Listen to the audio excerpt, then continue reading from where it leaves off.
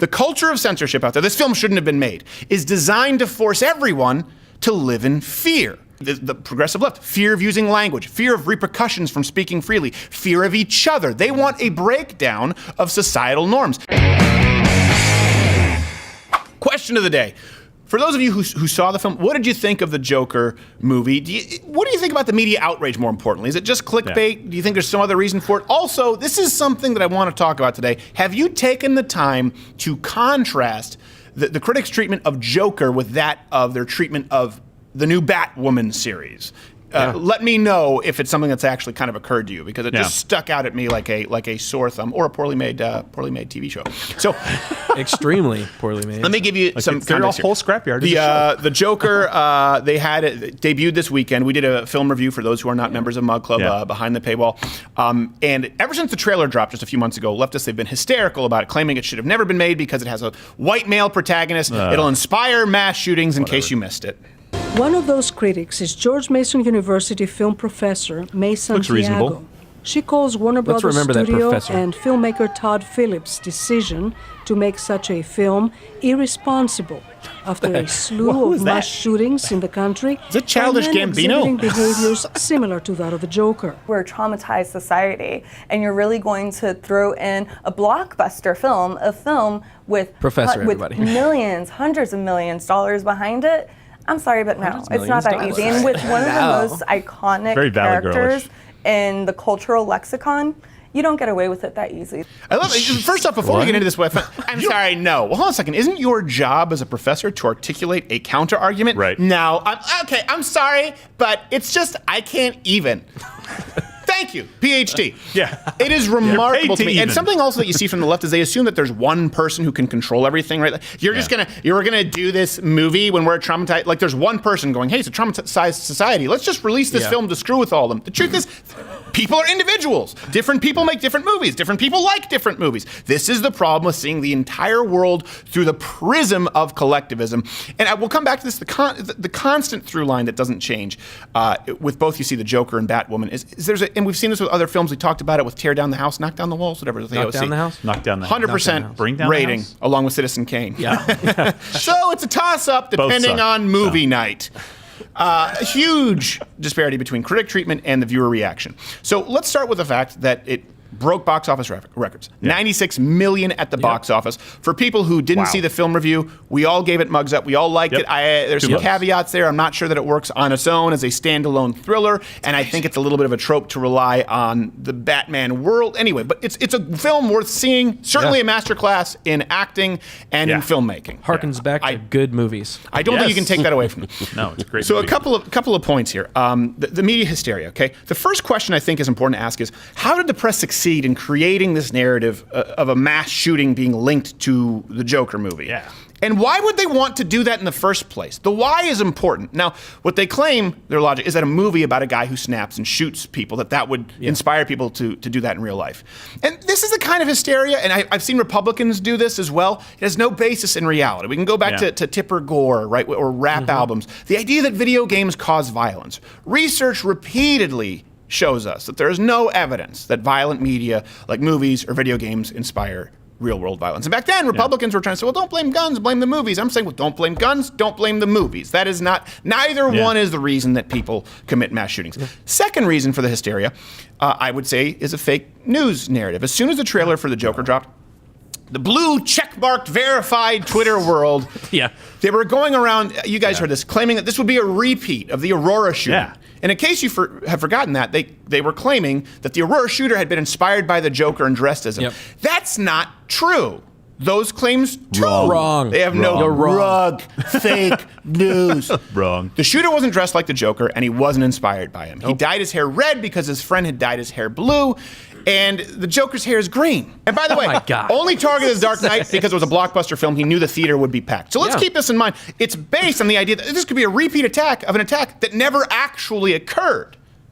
How they claimed that it had been carried out. It wasn't a guy who was inspired by the Joker or dressed like him. But the narrative that they want to continue with it, the Aurora shooting, they used this so effectively, it spooked people so much that law enforcement actually increased security at some of these film locations. Counter-terrorism cops with automatic weapons flanked the entrance to the theater at glitzy Lincoln Center. Yep. Fans were wanded and had their bags searched.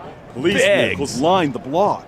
The police presence will continue here and across the nation. Some officers will work undercover.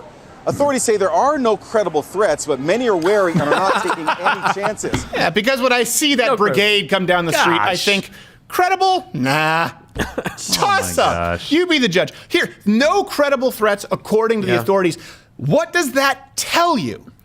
It tells you that rather than being able to focus on doing their job, which is to keep us, the people, safe, today's police officers have to spend more and more of their time and resources appeasing the leftist mob just for the purpose of optics, right? And that makes us all less safe. What do you think happens when you have every single police officer in town at the local multiplex for an act of violence that's not going to happen? They've admitted it. Oh my God. They're responding to Rotten Tomatoes, police officers. Yeah. They're not looking at a crime report. They're not getting on the CB radio. They're going, what's up at Metacritic today? And what does the leftist mob do in response? They point to the increased security, which they claim that as proof that there was an increased risk of danger from white males in the first place. Yep. You demanded the increased security. The police officer said, but there's no credible threat. They increased it anyway to appease you. And you go, see, look at all these police officers. You shouldn't have made this film, Joaquin Phoenix, and you're a shitty rapper. Oh my gosh. But the media succeeded here in getting people so freaked out that they actually turned it into a national story when someone was cheering at the movie. This came from ABC. Like, someone cheered at the film. That was the closest they had to a threat. My God. Let me be really clear here. The only person responsible for a mass shooting is the shooter. Okay, murderers need to be held accountable as murderers. Yes. However, if, heaven forbid, a mass shooting does occur at this point, wouldn't the media itself be more at fault than the film? If their hysteria is predicated on the idea that films might glorify mass murders through giving mass murderers attention, isn't the worst thing that they could do create hysteria and give them attention? Exactly. Yeah. Beforehand, by the way, there hasn't even been a murder. There hasn't been a murder yet. It's like the Minority Report of fake news. By the way, hit the notification bell if you're subscribed, because subscriptions don't mean a whole lot. Please do sign up, louderwithcrowder.com/mugclub. You get way more content, and it's what keeps this content continuing on YouTube for all of you freeloaders. So here's another thing that surrounded this controversy. We love you still. Identity politics, right? Common complaint of many of the critics, I don't want to say reviewers, not the people, is that the film is too sympathetic to white men. Oh, good this Lord. came from Rolling Stone, I think. CNN even went as far as to say that the entire movie is based on racism. Wow. Did they watch the film? Well, this is what they wrote. Apparently, they wrote that the Joker snaps in reaction to being, quote, oppressed by people of color, and they go on to claim the movie draws from the same well of resentment that Trump strums with his racist rhetoric at his rallies, the fear of no longer being at the center of the political, social, and cultural universe, with everyone who isn't you positioned at perceived edges. I'm more and more convinced that these people never actually saw the movie because, okay, spoiler alert, all right? The Joker kills exclusively white people. Oh, yes. You know, they were really trying to make sure that the melanin in the skin was directly correlated with the severity of the murder. Yeah. So let's look. That would be racist. Contrast this with the I'm not going to say CW. It's like dead naming. I'm going to dead name CW. The WB series. There you go. Batwoman for contrast. Also, it debuted last week. Been praised for having the first openly lesbian superhero lead. Oh boy! In fact, most of the reviews cite this as a point in its favor. I don't I don't know why that. If you're just talking about plot points, right? Like, oh, by the way, she happens to be a lesbian, but this is what makes this show so important. Oh boy! Is the superhero munches carpet. They even got MSNBC's Rachel Maddow, speaking of which, to play a recurring character. So you know it's good. Oh my gosh. So Rachel Maddow there as a recurring character. I mean, the broad basically has a lesbian utility belt, okay? This is the Batwoman. Yeah. It's interesting to look at the media's reaction to Between the Take on the Bat. Remember the Chappelle special we've talked? It was panned by critics. The public loved it. And then you had Hannah Gatsby, the feminist comedy special, where self-deprecation is self-humiliation. So this special will not be funny. That's what I look for in a comedy. It wasn't funny. These things were She was praised. right. We have a similar phenomenon here with the Joker and Batwoman. Yeah. Let's compare it. You look at the critic score of Joker versus the audience score. And that's not huge, 69 to 90, but then you look at Batwoman, 71 from the tomato meter and 10% from the audience. And this isn't an appeal to populist fallacy here. Like, I get that the fact that most people like something or dislike something doesn't mean it's good or bad. Sure. But when consistently the 100% rated on Rotten Tomatoes films are not liked by the audience, and consistently content that, by the way, by every measurable barometer that you have, is artistic, has merit, the audience enjoys, and the critics hate, when it's all the time, you do have to ask yourself a question: why? Why have we gotten to a point where the people who are in charge, the gatekeepers of trying to control what we think about media or about content, why are they so far off the beam in relation to their audience who they're supposed to serve? Right. Yeah, exactly. Before the pilot even aired, Ruby Rose, and I had to look her up, Ruby Rose. Yeah, who's that? Because I was still thinking about Citizen Kane, and it was Rosebud. I just got confused, and stories just sort of meshed together. I'm still on green and blue. But then I realized, no, wait, hold on a second. One is from Citizen Kane, one's from a WB show. Yes. Now I can file it in my mental cabinet. Got it. This thing, Batwoman, is geared up. I mean, it is T-ball for people to like it. How do I know? Lesbians and spandex. Like, guys should be rating this off the chart. That's the 10%. And they still hate it. You can't make money in Vice?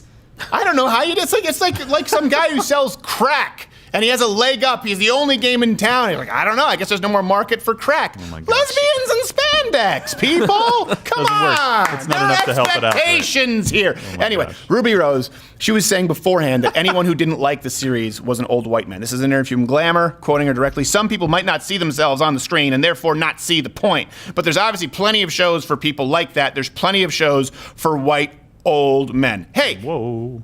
Angry Butch. Morgan Freeman would like a minute, okay? So would Sidney Poitier, Audrey Hepburn, hell, Pat Morita. Pat Morita, you may not, who's Pat Morita? Mr. Miyagi. Mr. Miyagi, baby. I prefer my senseis to be named Patrick. The point here is people, it's Sensei Bill. Sensei Bill. You rang. Seems to me, Bill, you're just having me wax your car. Yeah, pretty much. A little bit. Yeah, that's actually true. I've never done karate. I know. No, you shouldn't. The point is, people of all stripes and colors, they've been leading men, leading women in films for a long time. We don't need to, and this is why it's so corrosive to the American family. It's this divide and conquer. We don't need to, I don't know about any guy here, you tell me if I'm wrong. Your favorite film is Constantine, and I hate you for it. Yeah. But, you know, I guess Keanu is partially Asian, isn't he? Yeah, he is. Is that why? Actually, no, it's nothing. Is that why? It has to do because I enjoy the movie. And then The Prestige. You like The Prestige? I like The Prestige. Okay, good. And I like it because it's a great movie. Yes, we don't need to see ourselves in the performer in the physical sense. We just need to see an element of ourselves, of the human condition in the character. If your lesbian superhero in spandex doesn't have that, don't blame white men. Blame your angry bulldog writers. Though, really, blame their fathers who didn't hug them. Yeah. Do not blame a viewer for not wanting to tune in to the Orvis promotional hour, thinly veiled as superhero. Okay? Lesbian spandex. And then, this is a spoiler, another thing is they talk about, let's get into the sort of mental health issue, okay? Yeah. Spoiler, okay? Big one. All right? I can see the comment section. Is that enough time? Spoiler alert. Spoiler alert? I don't know. Pause. Wait. Earmuffs, and go. Okay. The Joker goes out of his way to make sure that people know he's not political. Okay? Yeah. He's very open in the film. If you haven't seen it, he explicitly says he doesn't believe in anything. Yeah. His struggle is feeling alienated from the world around him, and he's grappling with mental illness, right? Which is something that we should be talking about a little bit more. If anything, we're talking about sort of themes in the film. The clown protesters in the movie, the people who sort of become followers, sycophants of Joker, they would honestly seem far more like leftists. And I understand how some people could make the argument that they're to be perceived as anarchists, but the fact of the matter is, these people who end up protesting, against spoiler, and supporting the Joker and rioting in the streets, they value the collective over the individual, and they live to hate the Wayne family in this film, if for no other reason than their wealth. We don't know about what's his name of that? Thomas William Wayne? Wayne. Thomas Wayne. Yeah. Basic bitch white guy name. I always forget that. There you go. Like Bill. Half the time I was calling him Bob. Brian once. For years, Brian once. Does he look like that a was Bob? Out of spite. Come on. But these people, they hate the Wayne family just because of their wealth. Yeah. And the Joker, by the way, this whole film, again, if we want to study the film and talk about the underlying subtext, which is part of the design of film, we could argue that it portrays nihilism. It portrays this sort of decay of Western culture, and that we've lost our moral sort of through line here, our sense of Judeo-Christian morality. And so you end up with someone like the Joker who feels alienated and has a God-shaped hole. You can make all kinds of arguments. The one that you can't make, however, is that He was racially motivated and went out because he went out and killed a bunch of white guys. Yeah. This whole thing is ultimately about the left's push for censorship. There was an article I was reading today where they interviewed members of the Academy, and there was, of course, a female member of the Academy who said, I don't want to censor art, but we have an important responsibility to understand that film can influence culture, and said, I quote, this movie shouldn't have been made. Oh, wow. So ultimately, let me make this case. If you're going to try and make a case for parallels between the Joker and anyone in real life, it would have to be today's progressive left, particularly the media, the entertainment industry complex. The culture of censorship, okay, bear with me here. The culture of censorship out there, this film shouldn't have been made, is designed to force everyone to live in fear, which is exactly what the Joker was looking to accomplish. Chaos, people to be divided from one another, fear, the progressive left, fear of using language, fear of repercussions from speaking freely, fear of each other. They want a breakdown of societal norms. They want to bring to fruition the chaos of class warfare. Let me give you another. They constantly look for a scapegoat. Instead of taking responsibility, we talk about a mass murder, was it the guns? Was it the video games? Was it the movie? Instead of taking personal responsibility for the person who committed the crime, many leftists are mentally ill. I can go through the parallels all day. Most of all, just like the fake narrative aspect of the Joker, for people who don't, spoiler alert, in the end you sort of find out that maybe the whole thing was a fib. Maybe the Joker was making it up, that maybe it wasn't true. It's just from sort of the insane mind of the Joker. Sorry, I hope I gave you enough time. So just like this sort of fake narrative in the film of the Joker, this aspect of the film in which you don't know whether you watched an actual origin story or it's just a tall tale told by a demented, insane clown, with the media, similarly, we just never know when they're telling the truth. Hey there, YouTuber. If you like this video, click one of these other videos playing in a box up there and hit subscribe or the notification bell if you're already subscribed so you can find out about our new non-controversial videos, which don't ruffle any feathers and, of course, are not a violation of YouTube's algorithms. Everyone's welcome here, except I don't know if we are, but it's our channel. I'm not sure how that works.